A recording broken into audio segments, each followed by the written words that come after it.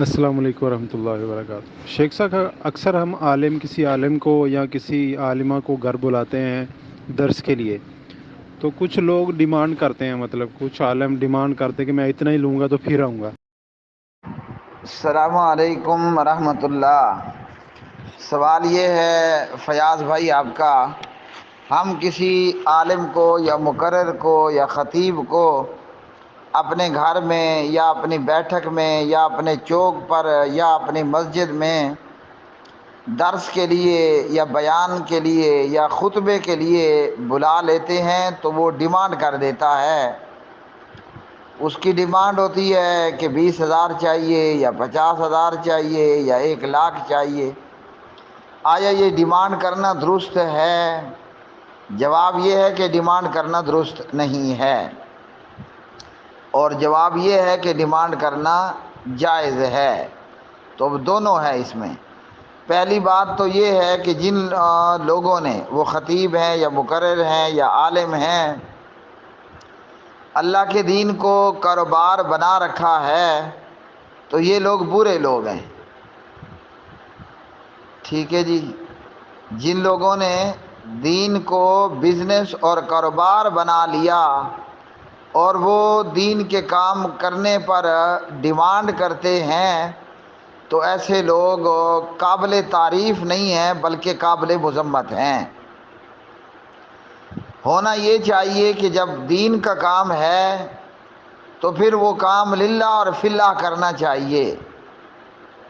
ٹھیک ہے جی، دین کا کام اس ارادے اور نیت کے ساتھ کرنا چاہیے کہ ان اجریہ الا علی اللہ، کہ میری مزدوری وہ اللہ سبحانہ و تعالیٰ کے ذمہ ہے، وہی ادا کرے گا۔ میری مزدوری اللہ وحدہ لا شریک ہی کے ذمہ ہے، وہی ادا کرے گا۔ یہ جو آیت پڑھی ہے یہ پیغمبروں کا طرہ امتیاز تھا۔ کوئی ان کو بلا لیتا یا از خود وہ کسی کے پاس چلے جاتے، کسی سے وہ ڈیمانڈ نہیں کرتے تھے کہ ہم مکہ سے مدینہ آپ کے ہی کہنے پر آئے ہیں سرکار، آپ نے ہمیں بلایا، آپ نے ہمیں دعوت دی، ہم مکہ ٹو مدینہ آ گئے ہیں، تو لو جی اب ہماری ڈیمانڈ ہے اور ہماری ڈیمانڈ کو پورا کرو۔ بلکہ پیغمبروں کا کہنا یہ ہوتا ان اجریہ الا علی اللہ، کہ میری اجرت وہ اللہ سبحانہ و تعالیٰ کے ذمہ ہے۔ اب یہ کوئی بہت زیادہ مشکل ورڈ بھی نہیں ہے کہ آپ کو سمجھنا ہے۔ تو کیا کہتے ہیں کہ ہماری اجرت اور میری اجرت وہ اللہ ہی نے ادا کرنی ہے، اور وہ جو اجرت اللہ ادا کرے گا نا، وہ ڈالر سے، یورو سے، ریال سے اور ان پاکستانی روپیوں سے بہت زیادہ اعلیٰ اور عرفہ ہوگی۔ لیکن شاید لوگ ہیں اس قابل، جب اللہ تعالیٰ کی نعمتوں کی قدر نہ کی جائے اور جب نعمت چھین جاتی ہے پھر نعمت کا احساس ہوتا ہے کہ کس قدر عظیم نعمت سے اللہ سبحانہ و تعالیٰ نے ہمیں فیض یاب کر رکھا تھا۔ تو شاید معاشرہ ہے ہی اس طرح کے لوگوں کے قابل کہ جو ان کو دونوں ہاتھوں سے لوٹیں اور ملا جی کی پانچوں گھی میں ہوں اور سر کڑھائی میں ہو۔ اب یہ جو علماء کرام ہیں، علماء دین ہیں، یہ گویوں کے تو وارث ہے نہیں ہیں جی، کہ آپ کسی گویے کو بلائیں، بات کریں، وہ گویہ کوئی بھی ہو، عیسیٰ خیلوی ہو یا ایکس وائی زیڈ، وہ آئے گا تو وہ آپ سے پوری ایک ڈیمانڈ آپ کے سامنے رکھے گا کہ مثال کے طور پر میں 1,00,000 آپ سے لوں گا، اور اس 1,00,000 کے بعد اس فنکشن میں جو ویلیں ہوں گی، ویل ہوتی ہے کہ جو لوگ پیسہ ہوا میں اڑاتے ہیں اور پیسے پھینکتے ہیں، تو جو ویلیں ہوں گی وہ بھی ہماری ہوں گی، اور جو ہماری ڈیمانڈ ہے وہ بھی آپ کو پوری کرنا ہوگی۔ اب گویے لوگ عموماً شراب پیتے ہیں تو وہ کہتے ہیں کہ جناب فلانی نسل کی اتنی بوتلیں شراب بھی آپ کو برابر کرنا ہوگی۔ تو علماء کرام گویوں کے تو وارث ہیں ہی نہیں۔ خطیب ہو، مقرر ہو، دین کی تبلیغ کرنے والا ہو، وہ گویوں کے وارث نہیں ہیں، وہ حضرات انبیاء علیہ الصلاۃ والسلام کی پاکیزہ جماعت کے وارث ہیں۔ مولانا کو بلاؤ تو وہ آپ کے ساتھ، سستے زمانوں میں دیکھا تھا سنا تھا کہ بھئی میری 20,000 ڈیمانڈ ہے۔ لاہور سے آیا حضرت صاحب ایک اور شہر میں، گاڑی کا پٹرول پڑا ہے 5,000 کا، مولانا ڈیمانڈ کر رہے ہیں 20,000۔ یہ آپ کو سستا سستا مولوی بتا رہا ہوں، مہنگے مہنگے پھر جو بلواتے ہیں وہ چنگی طرح اچھی طرح جانتے ہیں کہ کیا ڈیمانڈ اور کیا فیس ہوتی ہے۔ اللہ اکبر۔ تو حضرات انبیاء اور رسول علیہ السلام، ہمارے پیارے نبی جناب محمد الرسول اللہ صلی اللہ علیہ وسلم نے فرمایا کہ علماء کرام انبیاء کے وارث ہیں۔ اب ہم انبیاء کی تاریخ ہمارے سامنے موجود ہے قرآن مجید فرقان حمید کی صورت میں۔ وہ ہمارے بابا جی آدم نبی اللہ ہوں علیہ السلام، یا اللہ کے رسول حضرت نوح رسول اللہ ہوں، یا وہ حضرت ابراہیم رسول اللہ ہوں، یا وہ حضرت موسیٰ رسول اللہ ہوں، یا وہ حضرت عیسیٰ نبی اللہ ہوں، یا وہ جناب محمد رسول اللہ ہوں صلی اللہ علیہ وسلم، کیا انہوں نے کوئی ڈیمانڈ رکھی ہے جی؟ ہاں، کسی نے آج خود بلا لیا اور کھلا دیا اور پلا دیا تو اللہ سبحانہ و تعالیٰ کی حمد کہی اور اپنے میزبان کا شکریہ بھی ادا فرمایا۔ تو جو اپنے میزبان کا شکریہ ادا نہیں فرماتا وہ برا کرتا ہے، یا یہ کہ فرمایا کہ وہ ہم میں سے نہیں ہے۔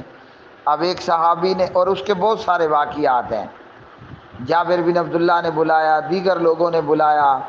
ایک موقع پر نبی پاک علیہ السلام بھوکے بھی تھے اور پیاسے بھی تھے، تو ایک صحابی جس کا اپنا باغ تھا اس نے پیارے نبی علیہ السلام کو بلایا، آپ کے ساتھ آپ کے صاحبین صدیق اکبر بھی اور فاروق اعظم بھی ہیں۔ تو اس کے باغ میں پہنچے، تازہ بتازہ کھجوریں کھائیں اور ٹھنڈا ٹھنڈا میٹھا میٹھا پانی پیا، اور کئی وقت کے بھوکے تھے، کئی وقتوں کے بھوکے۔ جب کھا لیا پی لیا تو فرمایا ثم لتسألن یومئذ عن النعیم، یہ جو میٹھا میٹھا ٹھنڈا ٹھنڈا پانی پیا ہے نا، اور یہ جو تازہ بتازہ نرم نرم کھجور کھائی ہے، یوں نہ سمجھو کہ بس کھا لیا پی لیا تے ہضم ہو گیا۔ کل اللہ نے ان نعمتوں کے متعلق پوچھنا ہے، سوال کرنا ہے، یہ جواب بھی دینا ہوگا، او کما قال علیہ السلام۔ تو ہمارے پیارے نبی یا پیغمبر ڈیمانڈ نہیں رکھتے۔ ہاں، اگر ایسے لوگ وہ یہ دعویٰ کریں کہ ہم عارف لوہار کے وارث ہیں نعوذ باللہ، یا ہم کسی اور گویے اور میراثی کے وارث ہیں، تو پھر ضرور ڈیمانڈ رکھیں۔ اگر انہوں نے دین کو بزنس اور کاروبار بنا کر کے رکھ دیا ہے تو وہ ضرور ڈیمانڈ رکھیں کہ ان کا کام ہی پیسہ جمع کرنا، ان کا کام ہی دولت اکٹھا کرنا ہے۔ اور پھر اس پر نبی پاک علیہ السلام کی حدیث بھی سن لیں، جو ملا دین کا کام بزنس اور کاروبار بنا لیتا ہے، فتویٰ لینے جاؤ نا مولویوں کے پاس، باقیوں کو چھوڑو، ہم اپنے گھر کی خبر لیں۔ اہل حدیث مولوی ہیں، وہ انٹرنیٹ پر بیٹھا ہو یا مسجد میں بیٹھا ہو، بعض لوگوں نے اسے بھی دھندا اور کاروبار بنا لیا۔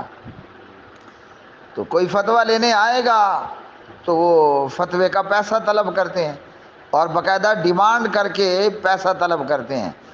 ہاں جی، سستے زمانے میں ایک بندے کو فیس ٹو فیس دیکھا تھا، وہ کسی سے طلاق کے فتوے کے پیسے مانگتا ہے، 3,000 اس نے ڈیمانڈ رکھی۔ فتویٰ لینے والا بیچارہ کہتا رہ گیا ملا صاحب کچھ رعایت کرو۔ ملا نے کہا یہ باٹا ریٹ ہے، 3 مانگا ہے تو 3 ہی دینا پڑے گا۔ اللہ اکبر۔ تو فتویٰ لینے جاؤ تو آگے جو ہے وہ ڈیمانڈ ہے، جلسے کے لیے بلاؤ تو آگے ڈیمانڈ ہے، اور اس طرح کی اور دیگر ڈیمانڈیں۔ تو ہمارے پیارے نبی علیہ الصلوۃ والسلام سے عمر بن خطاب رضی اللہ تعالی عنہ روایت کرتے ہیں، فرماتے ہیں کہ آپ صلی اللہ علیہ وسلم کو میں نے ممبر پر سنا، آپ صلی اللہ علیہ وسلم نے فرمایا انما الاعمال بالنیات وانما لکل امرئ ما نویٰ۔ ہم اپنے خوبصورت بول بول کر، اپنی خوبصورت شکلوں سے، اپنے خوبصورت ناموں سے دنیا کو دھوکہ ضرور دے سکتے ہیں، مگر اللہ علیم بذات الصدور کو نہیں۔ اللہ سب سے پہلے مجھے اور ہم سب کو اپنی نیتوں کو سدھارنے کی توفیق عطا فرمائے۔ تو فرمایا کہ اعمال کا دار و مدار آدمی کی نیت پر ہے۔ اگر میری نیت ہے کہ میں زیادہ سے زیادہ لوگوں تک اور دور سے دور تک اللہ کے قرآن کو اپنی آواز میں پہنچا دوں، میری نیت ہے کہ میں نبی رحمت علیہ السلام کی سیرت اور سنت اور حدیث کو اپنے ہونٹوں کے ذریعے دور سے دور تک لوگوں تک پہنچا دوں، میری نیت اللہ کی رضا کا حصول ہے، تو پھر تو وارے نہیں آ رہے ہیں، موجے ہی موجے ہیں۔ اور اللہ کرے کہ میری نیت یہی ہو، اور اللہ کرے کہ میری نیت پوری کی پوری اللہ یہی بنا دے، اور اللہ کرے کہ میری نیت کے اندر جو بدنیتی ہے اللہ اس کو اپنی رحمت اور اپنے فضل سے کھورچ دے، اس بدنیتی کو اللہ اپنی رحمت سے تیزاب لگا دے۔ تو اگر نیت ہے بزنس اور کاروبار کرنا تو پھر تو بس وہ بزنس اور کاروبار ہی ہے۔ جب قیامت کے دن یہ آدمی اللہ کے حضور پیش ہوگا اور کہے گا کہ یا باری تعالیٰ میں قرآن کا قاری، میں دین کا عالم، میں بڑا مبلغ، میں شیریں بیاں، میں بلبل قرآن، اللہ فرمائے گا کچھ بھی نہیں ہے۔ تیرا مقصد تھا کہ لوگ تیری واہ واہ کریں، یا یہ کہ تیرا مقصد تھا کہ بزنس اور کاروبار، تو وہ تو ہو گیا دنیا میں، اب مجھ سے کیا چاہیے؟ تو ایسے بندوں کو کھینچ کر گھسیٹ کر جہنم رسید کر دیا جائے گا۔ اللہم لا تجعلنا منہم، اللہم لا تجعلنا منہم۔ ہاں اگر نیت اللہ کے دین کی خدمت کرنی ہے اور آپ کو کوئی ایسا لائق آدمی مل جائے، ویسے تو آج کے معاشرے میں بہت فقدان ہے، کمی ہے، جس طرح ڈالر بلیک مارکیٹ ہو جاتا ہے، چینی بلیک مارکیٹ ہو جاتی ہے، ہاں جی آپ کا بھلا ہو، اور بہت کچھ بلیک مارکیٹ ہو جاتا ہے۔ آج نا معاشرے میں علماء کی خدمت کرنے والے بھی بلیک مارکیٹ ہیں، یا وہ بذریعہ بارڈر افغانستان نکال دیے گئے ہیں۔ تو اگر کوئی مخلص بندہ از خود آپ کی خدمت کر دے تو وہ جتنی بھی کرے گا اتنا وہ فائدہ پا لے گا۔ تو وہ جب اپنی مرضی سے خدمت کرے، آپ پھر اپنی خدمت ہوتے ہوئے اس میں انکار نہ کریں۔ اور جائز اس تک ہے، جائز اس لیے ہے کہ صحابہ کرام رضوان اللہ علیہ مجمعین ایک بستی سے گزرے تو ان لوگوں نے مسافروں کی خاطرداری کرنے سے انکار کر دیا۔ پھر ان کے سردار کو بچھو نے ڈس لیا۔ اب انہوں نے دیکھا کہ یہ کوئی صوفی مولوی اللہ والے بزرگ لوگ ہیں، تو وہ آئے اور کہا کہ ہمارے سردار کو کہیں بچھو یا سانپ نے ڈس لیا ہے، تو مہربانی کرو اور دم کرو تاکہ سردار چنگا بھی ہو جائے، ٹھیک بھی ہو جائے اور مرے بھی نہیں۔ تو انہوں نے کہا پہلے آپ کو شرم نہیں آئی کہ مہمان ہیں، مسافر ہیں، ہماری کوئی خاطرداری کر لو؟ تو اب تو ہماری یہ ڈیمانڈ ہے، اتنی بکریاں آپ ہمیں دو گے تو سردار کو دم کریں گے، ورنہ مرنے دو سردار صاحب کو۔ تو انہوں نے کہا ٹھیک ہے، ہم آپ کی ڈیمانڈ پوری کرتے ہیں، مہربانی کرو دم کرو۔ تو پیارے نبی علیہ السلام کے صحابی نے دم کر دیا۔ اب وہ اتنے اللہ والے تھے کہ اس پر بھی شاید وہ ڈر گئے کہ یہ ڈیمانڈ ٹھیک بھی تھی یا نہیں۔ تو نبی پاک علیہ السلام کے سامنے بات رکھی گئی یا پہنچ گئی۔ آپ نے دم کرنے والے سے پوچھا کہ ہاں میاں کیا پڑھا تھا؟ کہا میں نے اور تو کچھ نہیں پڑھا، سورۃ الفاتحہ بار بار دم کر کے پھونکتا رہا۔ اور یہاں بھی یہ بات بھی یاد رکھ لو، ملاؤں کے ساتھ ساتھ یہ جو بابے دم گھرے ہیں نا، جنہوں نے دکانیں کھول لی ہیں، اور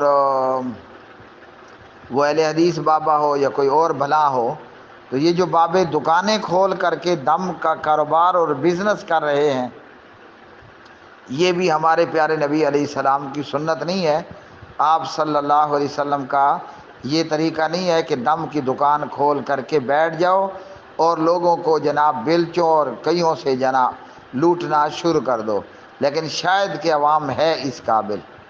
جب کوئی قوم ٹھنڈے دودھ کو پھونکے مارتی ہے تو اللہ تعالیٰ پھر اپنی ناراضگی اس صورت میں مسلط کر دیتا ہے۔ اللہ پاک پروردگار سے دعا ہے کہ ہم کمزور ہیں، ہم لاچار ہیں، ہم مجبور ہیں۔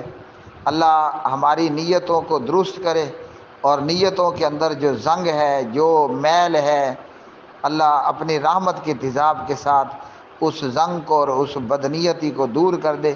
جو بھی عمل کریں للہ اور فی اللہ کریں، ہاں جی، اور اللہ اخلاص کی دولت سے مالا مال فرمائے۔